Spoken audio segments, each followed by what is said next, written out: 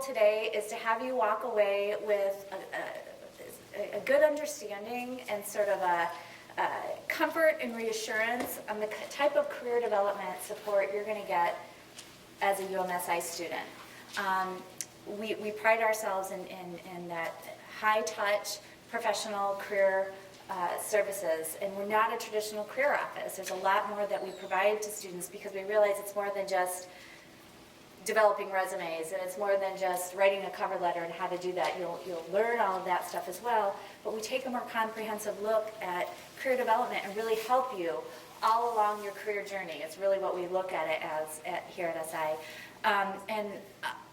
Just to give a little bit of an overview of our office and our guiding principles is that we're very individualized. So we are custom career development office that's here to meet your needs. So there's 4 career professionals on our careers team, as we refer to ourselves as. And our jobs, 100% of our jobs is to ensure that you all have career success. So that's a lot of support. And we're here to help you from day one. I mean, later today, one program we're offering is our Alumni Mixer, because we know the importance of getting you connected with alumni and networking. That's starting now. So our office works with you before you even get to the School of Information, as you're navigating through your internship search process and maybe participating in some service engagement or international engagement opportunity and finding that dream job. It's lots of support, high-touch support from day one. So I'm going to go over what our service is and a little bit more about our programming and experiential opportunities, but I'm going to stop talking about halfway through, and I'm going to have some of our current students actually talk to you all, because I feel like their stories resonate better. You know, you don't want to hear me up here talking the whole time, but hear more about what their career journeys have looked like and what kind of support they've received from our office to help them be successful. So our goal is you getting that dream job. That's what we aim to do. And our students get there. And how we help them is we provide professional career counseling. So we do individual career counseling with UMSI students, again, from day one. From part-time job search advising, a lot of you are going to be looking and wanting a part-time job to make some money as you're going through the program. We help you with that. We'll help you with that before you're even here. Case in point, tomorrow at the networking fair, there's a lot of campus departments and offices that will be there, and we've had students that come to visiting days and walk away with part-time jobs in the fall in hand when they leave that fair. I mean, not everyone's going to, but those connections are made early on, and we help you through that. Jobs and internships will work with you.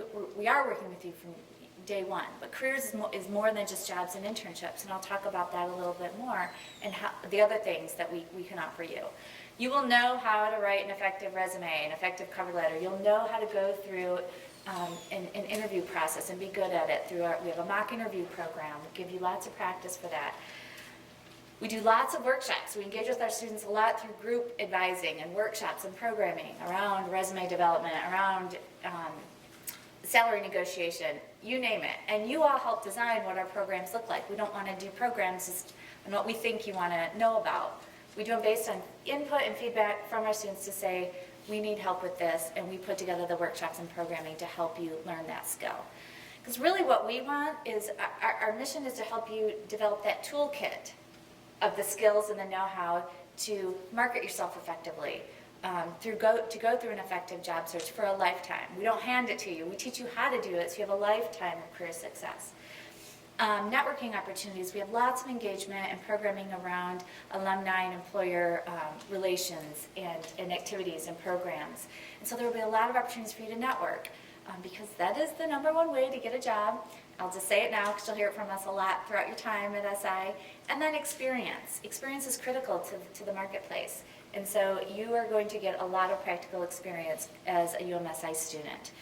We make sure of it so that not only does that help you in career exploration, but in skill development to make sure you're developing the skills and the know-how to get that dream job when you graduate. I talked about connecting with alumni and employers. We provide a lot of opportunities for that. You know, again, tomorrow our networking fair, we have about 40 employers coming, employers from across the country. And a lot of them are our alumni that come back. We stay very connected with our alumni, and they're recruiting you. They've sort of paved that way for you in a lot of industries and a lot of types of companies. I'm not saying that's the only way that you get there, but engaging with our alumni, we have a lot of opportunities for that to happen. Beyond what's going on at UMSI, we do have a very active on-campus recruiting program. So throughout the academic semesters, we have employers come all the time to recruit for internships and jobs. So you'll have those opportunities. But beyond that, a great advantage of being at the University of Michigan is that there are thousands of companies that recruit at the University of Michigan, and they want to recruit all U of M students. So tons of employers come here, and you have that opportunity to engage and meet with them beyond who's coming just to UMSI. Again, I've already talked about alumni panels and programming that we provide to you. Our student organizations are fantastic at making these networking connections as well, and they have different panel sessions, and alumni come back and do different career talks. So lots of opportunity there. I talked about the networking fair, which I hope you all come to tomorrow. We have a career showcase in the fall with a lot of employers that come to campus. That's sort of our career fair. And the UMSI Network is our student alumni networking database that we provide for our students as a way to connect with alumni volunteers who want to give career advice and job search advice. So lots of opportunities there. Practical experience. I want to highlight this. This is critical, and I talked about having practical experience in a work setting is critical to getting a job. And so we believe in that so much, and we know that how important it is. It's a part of the curriculum. So you all will be required to do an internship. A lot of our students do more than one internship as they're going through the program, and earn academic credit towards your graduation requirements. And that's through our practical engagement program. We refer to it as PEP, but that's basically credit-based internships that our students have to do. So you'll get experience, you'll get networking opportunities, you'll develop skills, you'll become much more self-aware and do a lot of reflection as you're going through internships. So you're helping make sense of your experiences and tying that to the courses that you're deciding on for the following semester as you finish the program, and you get credit for it and pay too. So our grads say, and this is why internships are a requirement to graduate. Our grads say year after year, practical experience, their internships were led to their job opportunities and led to their career success. So having that practical hands-on experience through internships. The courses, a lot of our courses have projects. They're project-based, you get hands-on experience there. You have opportunities within our service engagement and international engagement. Kelly Koach spoke to you all yesterday about those opportunities. That's all practical experience. That's really going to help shape your pathway and your career success. So I just wanted to show a few images of our students and their internships. These are a few that did an internship at Microsoft Research in Beijing. But for internships, our students go everywhere, all over the world. So they're working in small IT companies, to startups, to public libraries, academic libraries, IT, big global software companies, consulting firms, healthcare, nonprofits, government, you name it. So when students come in and say, what industry could I get an internship in? To our office, we say, well, what industry are you most interested in? Because our students go everywhere. Information is everywhere. So we can help you find those opportunities and get you connected. We already have those connections. I've been here for 13 years, and I'm sure you'll hear that from a lot of our staff. We've been here a long time at the School of Information because we love what we do. We're committed to the school's mission. We're committed to our students' success, and we love it. And all the diversity and the types of jobs our students get, it's really fun to help you get there. And so again, these are some of the glimpse as to some of the cool companies that our students do internships at, and there's just so much more. I couldn't even go through the list. International internships. More and more we're hearing from students that they want some international engagement. They want to go abroad. And so Kelly Koach, who you talked to yesterday, or talked to you all yesterday, she's our sort of resident expert around international engagement. So you'll have someone here who's, again, her full-time job is to help students find and develop practical experience and engagement in service and in international opportunities around. That could be internships, that could be projects, that's through our Alternative Spring Break program, that's through our Global Information Exchange program. So those opportunities are there, and you have someone here that can help you navigate that with the resources, the steps, the contacts, and funding. So our employers, so just rest assured, know that we do have a lot, our employers are happy with UMSI interns, and they hire our students, they come back year after year. So you guys are a valuable contribution to many organizations, and they see that, and they hire students, like I said, every year. So beyond internships, there's lots of experiential opportunities, and I think that's what sort of makes the school and our career development office unique. It isn't just how to get a job, how to get an internship, but what are other experiential opportunities you can get? So through service, through global experiences that Kelly had talked about yesterday, through entrepreneurial experiences. We've just hired a new director of entrepreneurship who's going to help make that happen even more for our students.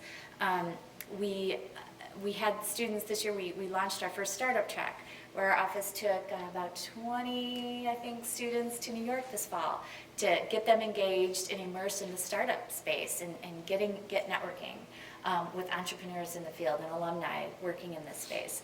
And just being at the university, again, entrepreneurialism is a huge initiative of the university. So there's startup tracks going on across the university that SI students are eligible to participate in. They're going to the Bay Area. They're going to Boston. They're starting a startup track to Israel this year. So really exciting stuff. So opportunities to learn how to, if you want to work at a startup or to start your own venture, opportunities and support are here to make that happen.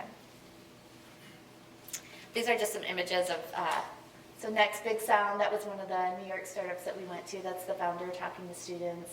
It's a couple of the students with the cow, that's at ASB in Chicago. And the group of students to the right is all of our students that are going to India this summer. So great things happening around experiential opportunities. Job outcomes. This is always a hard slide for me to go into because the job outcomes are just, they're vast and enormous and long and so diverse. And so I want to encourage you all, if you haven't found it yet, we make our employment data and our report public. So on the UMSI website, if you search employment report, that's the easiest way for you to find it. Our most current report is up there. So you can see, and you should be investigating and researching what are the job outcomes success rate? How much are students making? Are they making competitive salaries? Are they happy in their jobs? All that information is there. I encourage you all to look at that because this is a big decision, and so you should be armed with that information. These are some of the companies that actually come and do on-campus recruiting year after year here at UMSI. And more, there's just a whole bunch of employers that are recruiting our students all the time. And I talked about, what those industries are and all over the world. So it's hard for me to provide a list, and I feel like I never can get a true representative sample of all the places our students go and who's recruiting our students regularly. But if you have, as we work with students, and the first time someone comes into my office, I say, what's your dream job? What's your top 10 dream companies you want to work for? And we start from there. You make that happen, we help you get there. So I feel like this slide feels a little bit awkward where it is in my presentation, but I want to make sure you all know that for part-time job search support, finding that, our office does a lot of that. And so we do that with you and work with you before you're even here. So over the summer, we will send out email announcements alerting you to any part-time jobs that are getting posted as they're getting posted for the fall. We'll connect you with contacts and people on campus to help you line up a part-time job before you even get here, or at least within the first few weeks of getting here. So our office provides you with that support. A couple things just to keep in mind. Most UMSI students do work part-time as they're going through the program, upwards to 20 hours per week on average. Just in terms of planning, budget, things like that, it's that the average part-time job salary rate is around $13 to $15 an hour. That's the average. It can be higher. Sometimes it's a little bit lower depending on what the job is. But the part-time jobs, they're actually more practical experience for you as well, because a lot of part-time jobs are tied to our students' career goals. Just being UMSI students, you guys are already a hot commodity across campus, and a lot of the departments and local companies want to hire you for part-time jobs. So your job doesn't have to be a clerical job that's not really that meaningful to your career goals. It can be higher level part-time job that is tied to your career goals. I just wanted to throw that in, that we help you line those up. And I've been here for 13 years. I've never had one person not get a part-time job. You know, it's the effort you put in. It might take a little bit longer for some, and you have to be proactive, but you will easily get one. How much time do I have? Okay, I want to make sure I have enough time for students to talk. So I might go through these next slides sort of quickly, but hopefully it's enough to, again, give you a glimpse into some of the career pathways of our grads. So where are they going?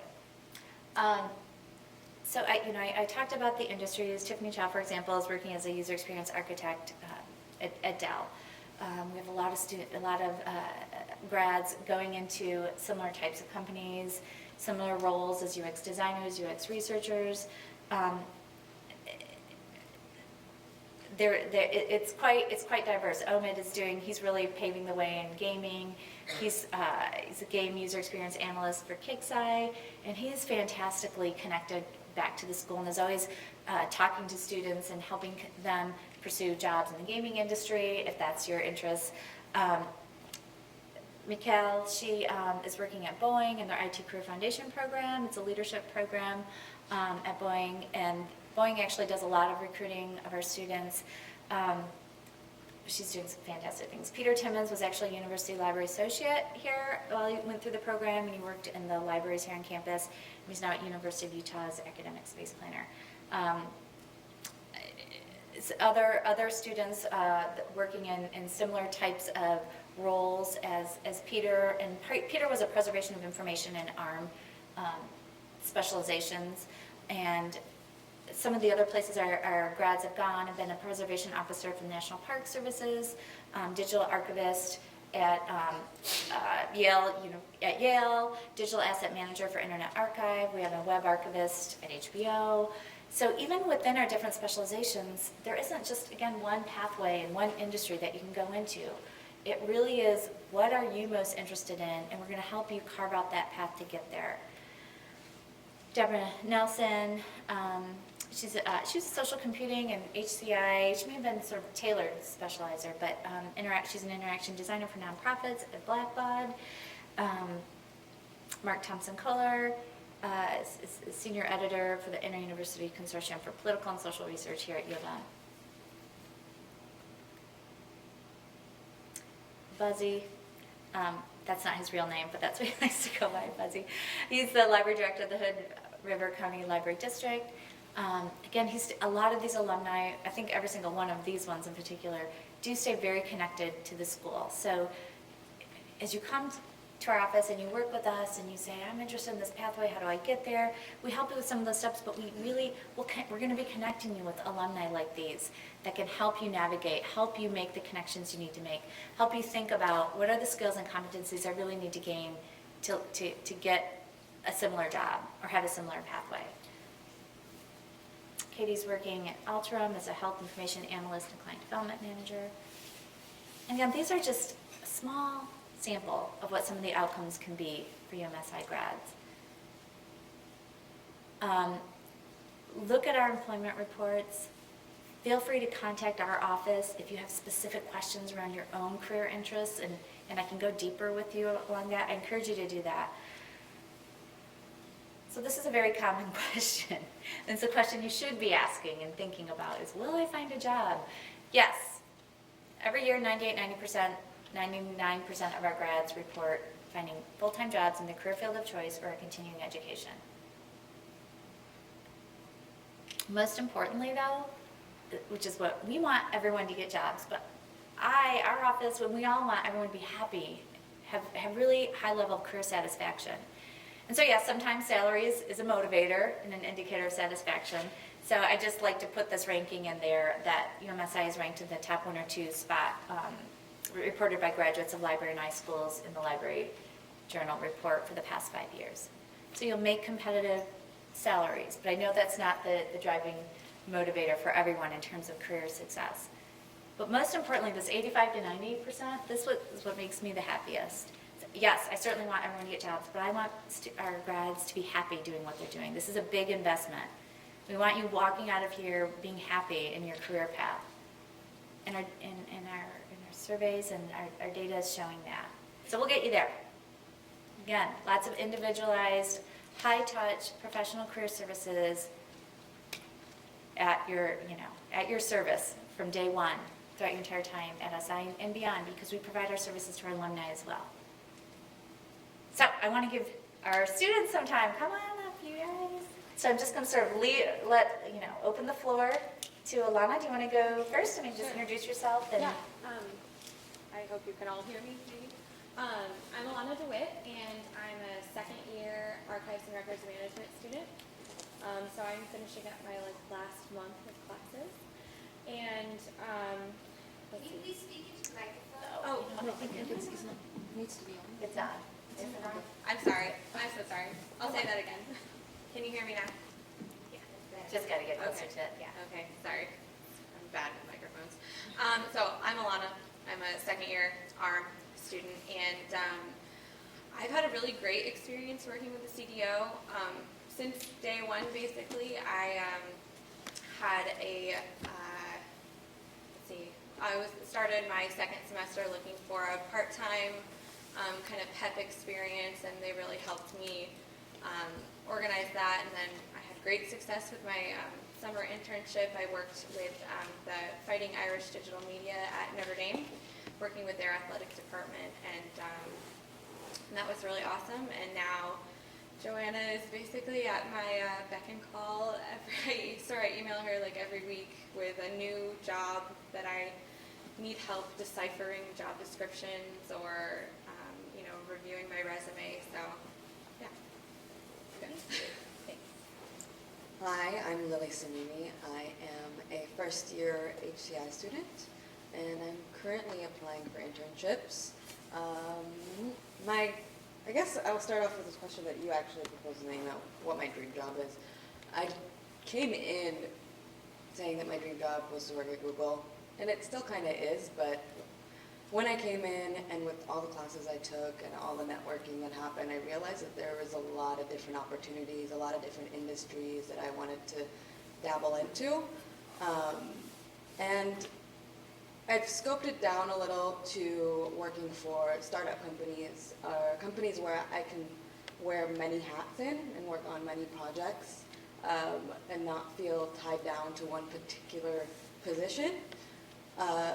So that being said, I have applied to places, I've applied to companies like Google, Xerox. I got an interview at Xerox, interviews at GE, interviews, currently in talks with Bloomberg, and also a marketing communications company in New York, one of the largest, called Havas Worldwide, that works with IBM Design Labs in New York.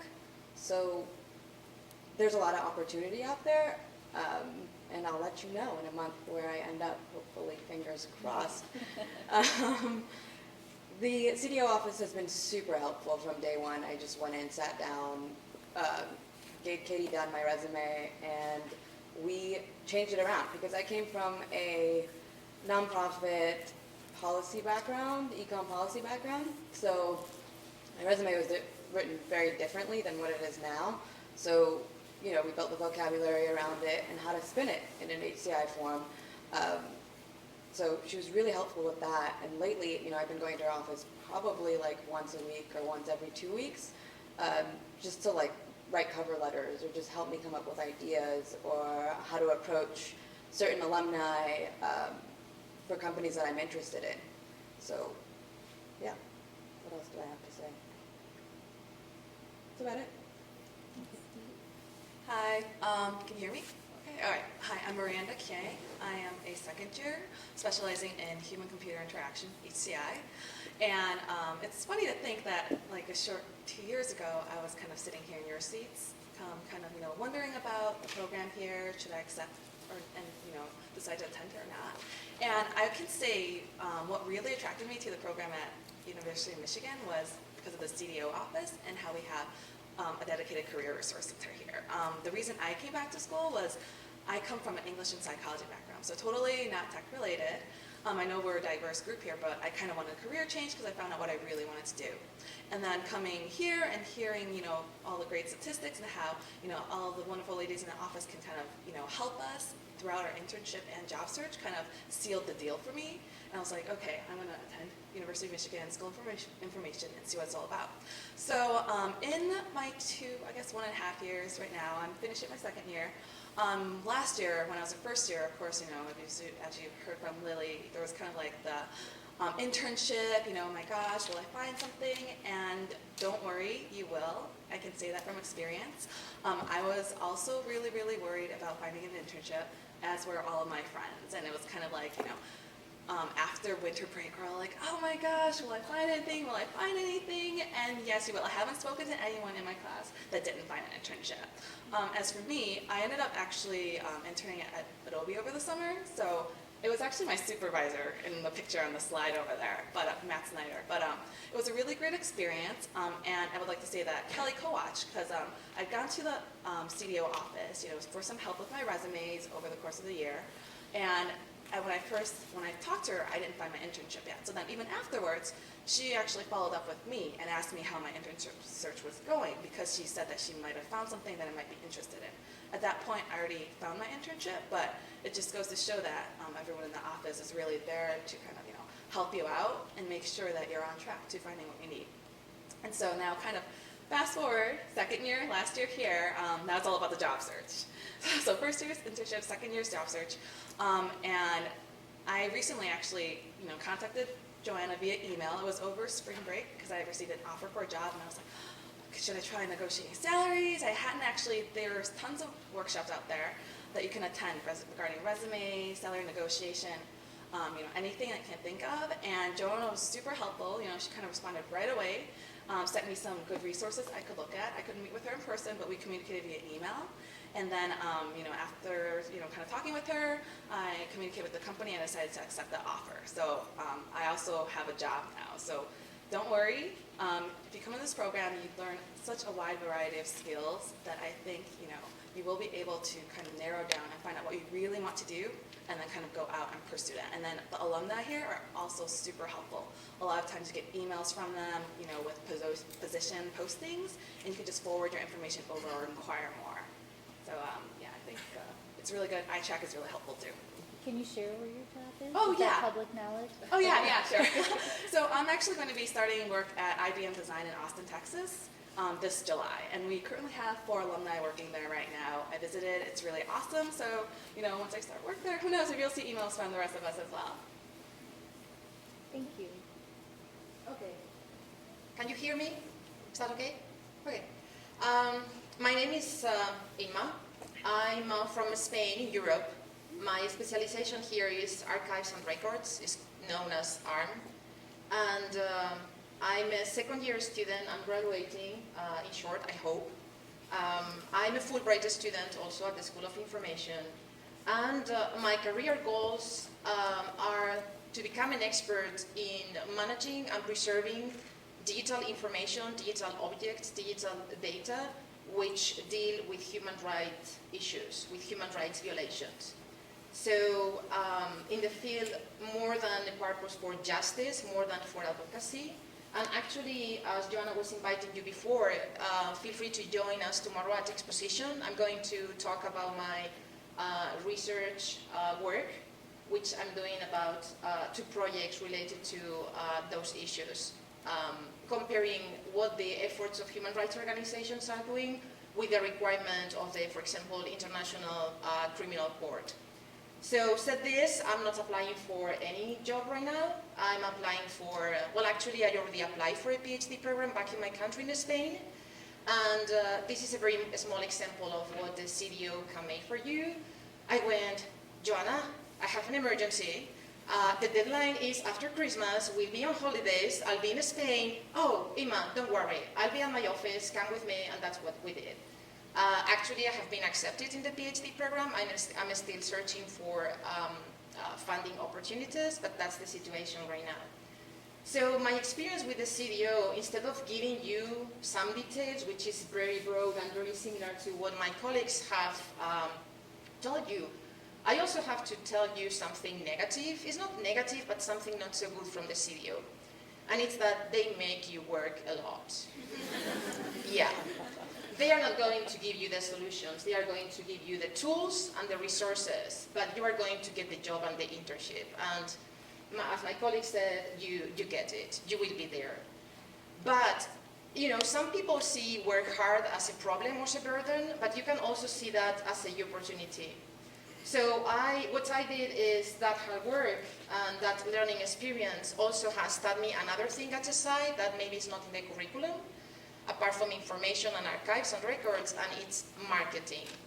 So I thought, I'm not a native English speaker, I can't explain myself very well, so what can I show you, what I have suffered a transformation here at the School of Information, and I'm going to show you in a very graphical way. I'm sorry. So this box was me when I came to SI, yeah? So I'm an expert. My background is also in information science. I think I had a lot of skills also when I came here, but this is the way I show myself to the recruiters. They don't want you, even if you are very good. So working with the CDO and all the experiences I have been having with them, with Kelly especially because she was also in charge of the internships before, and with Joanna and with Shamil and with also Katie Doom with my alternative spring break. So right now, I'm this. And when you go to a shop and you ask for wrapping a present, I'm sorry, if they give me this box, I'm not going to go back and buy, or I'm not going to look. I'm going to look at this. So you might think that, yeah, oh Emma, you know what? I know how to prepare cover letters and CVs. Okay, that's right, I'm not discussing that. In Europe we have another style and I had to learn to do it here and to adapt to the culture. But maybe what is going to happen is that you can make this type of CV and cover letters. And the information field needs some skills that maybe you are not having right now. And even if you acquire them, if you are not able to show the recruiters that you have them, you are not going to be recruited. So this was me, and now this is me. So apart from that, that transformation process that I'm able to do this because I have had this, I have learned from these resources and from these tools. What I have to say, when you come to these events, I think that everything you hear is beautiful. I'm a very critical person. In Europe, we are not like you guys, which, everything is awesome in America. So, no, in Europe, we are not like that. So, which is something which is rubbish. We call it rubbish. We don't make it nicer. But, no, it's not because Joanna is here. And if you ask me in a private way, I'm going to tell you also the same. What I have felt during all this time here is they have encouraged me. They have a very high encouraging attitude towards the students. They have this idea of service to the student and it's personalized. I have feel that every time I've got to them, they have adapted to my situation. Being a European, having issues with visa, not problems. I never had an issue with my visa or things like that. But all these little things that also foreigners or students have to deal with. Also, the fact that they have been always available when I have needed them, and I will lie you, but I have even have replies at 1 o'clock in the morning, and We don't always do that. yeah, no, I mean, don't expect, Don't yeah, expect that all the time. and also, yeah, that understanding your needs and your career goals, and yeah, that's everything I wanted to share with you guys. So Thanks, that was Yeah. great.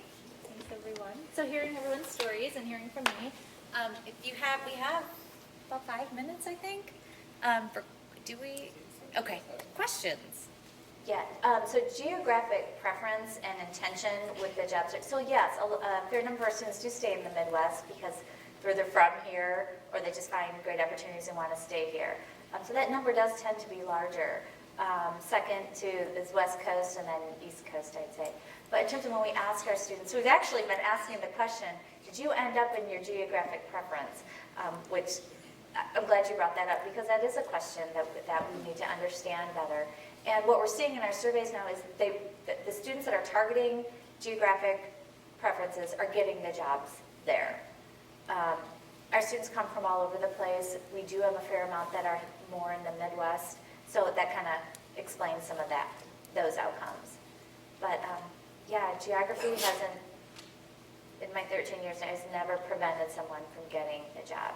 There are different approaches you need to take when you're job searching from afar, and sometimes there's a different kind of effort with it and a different strategy to the job search, but it's essentially the same, and the outcomes are good if that's where your interests are. And we provide you with opportunities to make those connections. I mean, if that's where you're from, that's great. If you go home, during breaks, you'll hear from our office to say, you need to set up an informational interview while you're home. Or here's some alumni that you should connect with when you go home. Or go on alternative spring break and spend a week in New York at some nonprofit and build in some networking into that week. So opportunities to pursue those interests in a variety of different geographic locations, yeah. I think, well, everyone's in the same boat as you. Everyone's coming in with no experience. I wouldn't worry about getting a part-time job. There are going to be a lot of resources starting probably July or August, and especially when you get into school in September. Like flurry of emails that are going to be coming at you with job opportunities for students that are coming into graduate school with zero experience. So it's a learning opportunity, and they know that you're learning from it, and that's why they want you, because you're enthusiastic about it. So. Right, and speaking from my own experience, last year I held 2 jobs, but they weren't, one of them was an internship, but it wasn't super directly related to, kind of like the design aspect of things. So, I mean, on one hand, we should, because we're all graduate students, we need some money on the side, but then also there are other opportunities for you to kind of gain those skills. Like you can volunteer, or there are competitions, or you can, my team in Kai, like the, computer human interaction, you can join these different projects on the side. So even if your job doesn't necessarily, hold that kind of experience, you can look for other things to kind of supplement your skills that way. And also, just part-time jobs can also evolve the nature of them, and that's what we often see. That sometimes they might turn into higher level, and maybe not start that, but that you're just being a UMSI student. I mean, I don't want to. You're already a strong candidate, whether you're just starting the program with zero work experience, if you're coming straight from undergrad, that you're in the program, knowing that the curriculum and the types of skills you're going to gain as a student, employers, they'll want to hire you. Even though you're in the School of Information, as Joanna said, we're really marketable even to other departments within the University of Michigan as well. So I know I'm actually currently also a grader. I hold 2 part-time jobs right now.